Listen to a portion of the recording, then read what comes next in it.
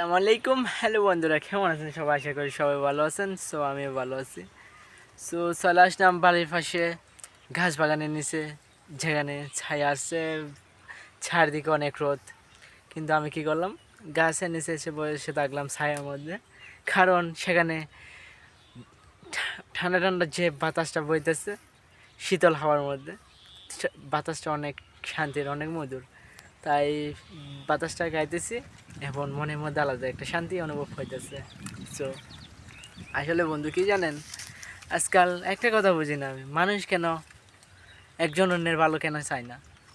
আপনি কষ্টে আছেন, আমি আপনার ভালো সহ্য করতে পারি না, বা আপনি কষ্টে আছেন, আমি কি আপনাকে হেল্প করবো? কিন্তু সেটা না। আমি কি করি উল্টো, আপনি যে বিপদে আছেন বা কষ্টে আছেন, আমি কি আপনার কষ্টটা আরও বাড়িয়ে দিই। কিন্তু আমি ওইটা চিন্তা করি না, আপনার কষ্টটা একটু কমাই দিই। কিন্তু না, হ্যাঁ আমার ভালো সমস্যা চলতেছে, আবার অন্য কারো সহ্য হয় না, সেটা বুঝি না আমি। মানুষ কেন এরকম হয়ে গেল?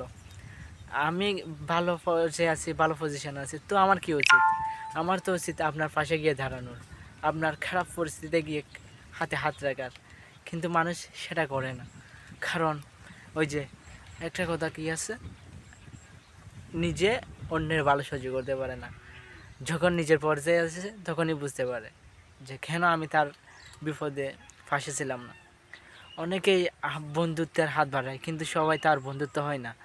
সবাই সম্পর্ক রাখতে পারে, কিন্তু সবাই তো আর সম্পর্কের মূল্য দিতে জানে না। সো যদি বিপদে পড়েন, তখনই কাছের কিছু আপন মানুষের মুখোশধারী চেহারা আপনার সামনে বেশি উঠবে। তখনই বুঝতে পারবেন আপন বলতে কিচ্ছু হয় না। যখন ওই আপন বলতে একজনই, সেটা হলো নিজেই।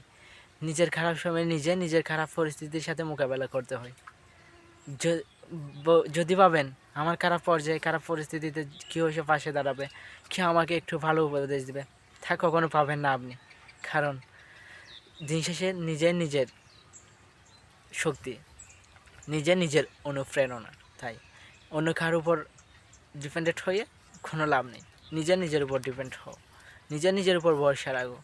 কারণ অনেক খারাপ পরিস্থিতিতে পড়েছি, অনেক খারাপ সময় এসেছে, হয়তো এমন পর্যায়ে চলে গেছি নিজে ভেঙে পড়েছে, কিন্তু উঠে দাঁড়ানোর মতো সাহস পাইনি। দিন শেষে কী করতে হলো, ঠিকই নিজ থেকেই উঠে দাঁড়াতে হলো। কেউ পাশে এসে হাতে হাত রাখে নাই, জানতাম আমি কেউ পাশে এসে হাতে হাত রাখবে না।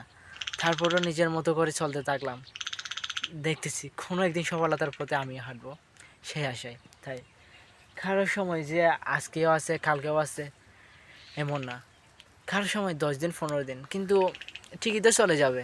ওই যে আধারের পরে রাত আসে, রাতের পরে তো আবার সকাল আসে। সো তাই খারাপ সময়ের পর ভালো সময় অবশ্যই অবশ্যই আসবে। তাই খারাপ সময় আসলে কখনো ভেঙে পড়ার চেষ্টা করবেন না। নিজের উপর বিশ্বাস রেখে, আত্মবিশ্বাস রেখে যে এগিয়ে চলবেন সামনে, সেটাই হলো আপনার অনুপ্রেরণা, সেটাই হলো আপনার সাহস। ধন্যবাদ সবাইকে। আসসালামু আলাইকুম।